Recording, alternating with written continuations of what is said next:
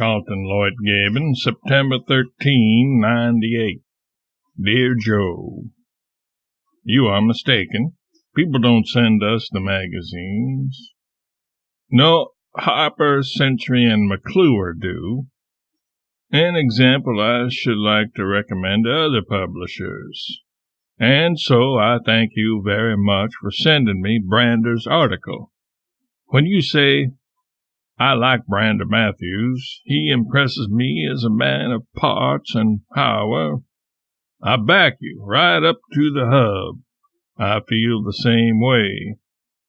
And when you say he has earned your gratitude for cuffing me for my crimes against the leather stockings and the vicar, I ain't making any objection, dern your gratitude.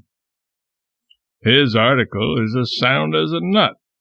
Brander knows literature and loves it. He can talk about it and keep his temper.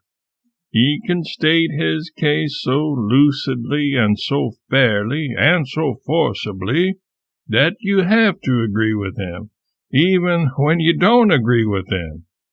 And he can discover and praise such merits as a book has, even when they are half a dozen diamonds scattered through an acre of mud.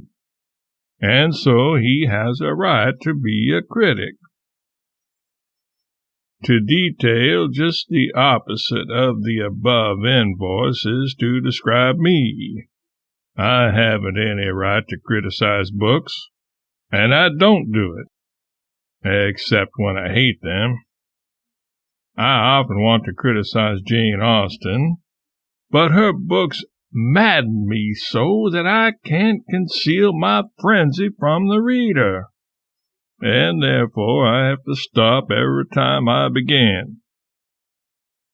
That good and unoffending lady, the Empress, is killed by a madman, and I am living in the midst of world history again.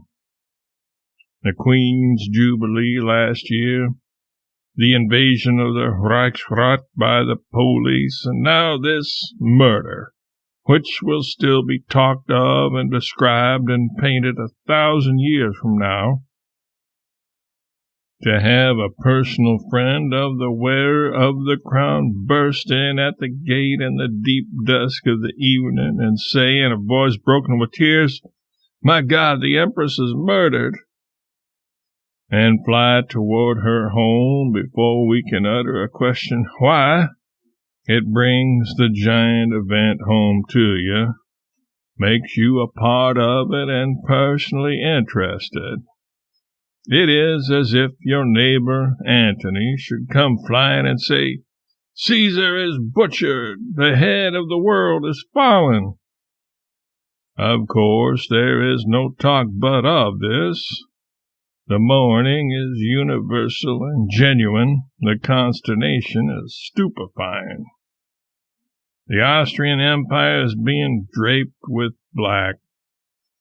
Vienna will be a spectacle to see by next Saturday, when the funeral cortege marches. We are invited to occupy a room in the sumptuous new hotel, the Krantz, where we are to live during the fall and winter, and view it, and we shall go. Speaking of Mrs. Leiter, there is a noble dame in Vienna about whom they retail similar slanders. She said in French, she is weak in French, that she had been spending a Sunday afternoon in a gathering of the demi-monde, meaning the unknown land, that mercantile land, that mysterious half-world which underlies the aristocracy. But these malaproperies are always inventions. They don't happen. Yes, I wish we could have some talks. I'm full to the eyelids. Had a noble good one with Parker and Dunham. Land, but we were grateful for that visit. Yours with all our loves, Mark. Among the inadequate attempts to account for the assassination, we must concede high rank to the German emperors. He justly describes it as a deed unparalleled for ruthlessness, and then adds that it was ordained from above. I think this verdict will not be popular. Above. A man is either a free agent or he isn't.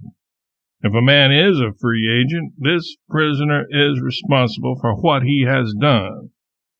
But if a man is not a free agent, if the deed was ordained from above, there is no rational way of making this prisoner even partially responsible for it, and the German court cannot condemn him without manifestly committing a crime. Logic is logic. And by disregarding its laws, even emperors as capable and acute as William II can be beguiled into making charges which should not be ventured upon, except in the shelter of plenty of lightning rods. Mark.